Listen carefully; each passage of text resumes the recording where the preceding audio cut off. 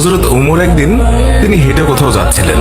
কিছু দূর যাওয়ার পরেই দেখলেন এক বৃদ্ধাকে। বৃদ্ধা কি যেন বিড়বিড় করছে।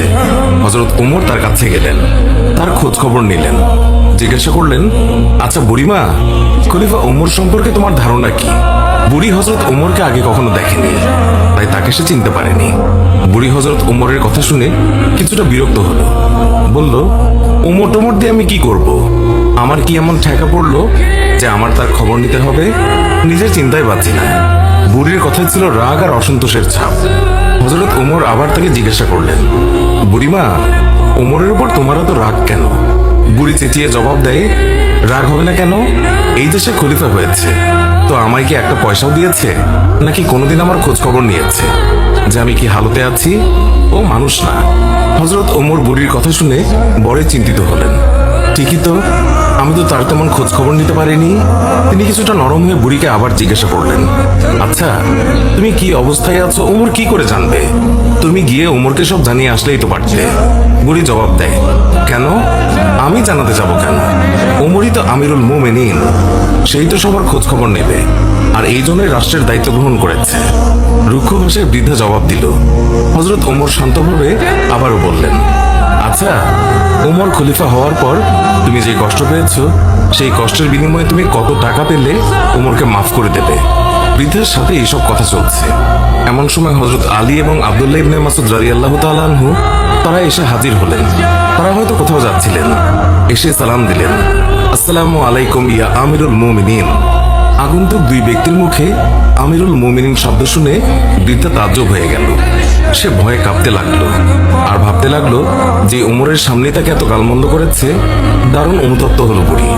হযরত ওমর বৃদ্ধাকে সান্ত্বনা দিলেন আর বৃদ্ধার হাতে 25টি স্বর্ণ মুদ্রা দিয়ে বললেন, বুড়িমা, তুমি এই চামড়ায় লিখে দাও যে কিয়ামতের দিন ওমরের কাছে আমার কোনো দাবি নেই। বৃদ্ধা তখন তাই করলো। চামড়ার উপরে তা লিখে দিল বৃদ্ধা।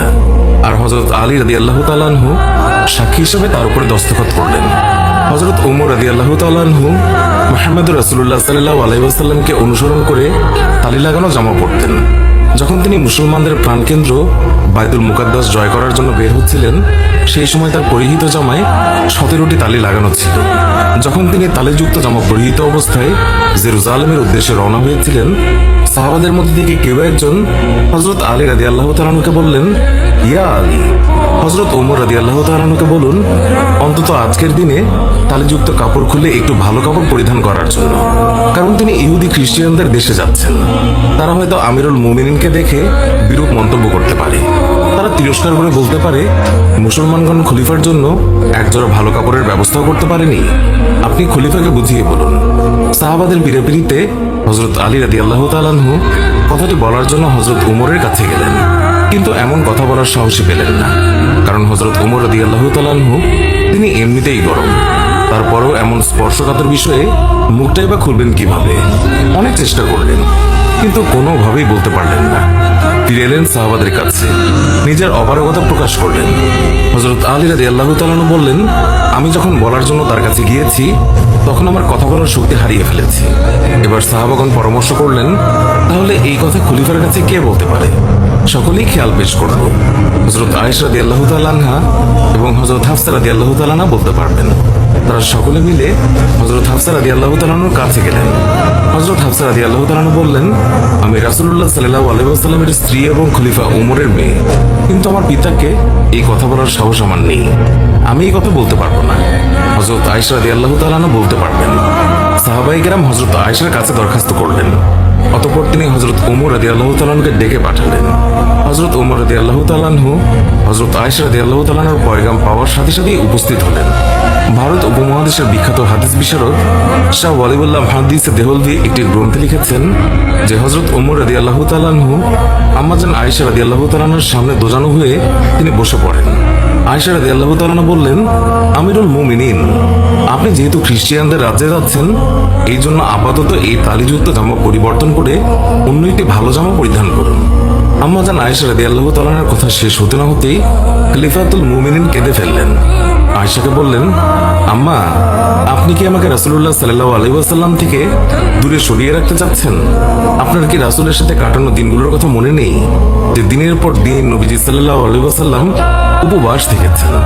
3 দিন পর্যন্ত নবীজি সাল্লাল্লাহু আলাইহি ওয়াসাল্লামের চুলায় আগুন জ্বলেনি। হে আয়েশা, আপনার কি সেই দিনগুলোর কথা মনে নেই যে নবীজি সাল্লাল্লাহু আলাইহি ওয়াসাল্লাম তালিযুক্ত কাপড় পরিধান করেছেন? আম্মা জান, ওমর এই ছেঁড়াফাটা তালিযুক্ত পোশাক পরে যে স্বাদ অনুভব করে তা বোঝানো সম্ভব নয়। ওমর আর অন্য কিছুতে এমন স্বাদ অনুভব করে না। সিরাতের কিতাব সমূহে লিপিবদ্ধ হয়েছে যে খলিফা হযরত ওমর রাদিয়াল্লাহু তাআলা আনহু যখন রাসূলুল্লাহ সাল্লাল্লাহু আলাইহি ওয়াসাল্লামের অসহায়তার কথা আলোচনা করছিলেন, তখন হযরত আয়েশা এবং হাফসা দুইজনই অঝরে কাঁদছিলেন। অতঃপর খলিফাতুল মুমিনিন হযরত ওমর রাদিয়াল্লাহু তাআলা আনহু তালিযুক্ত কাপড় পরিধান করেই মুসলমানদের প্রাণকেন্দ্র বাইতুল মুকাদ্দাস বিজয় করার জন্য বের হলেন।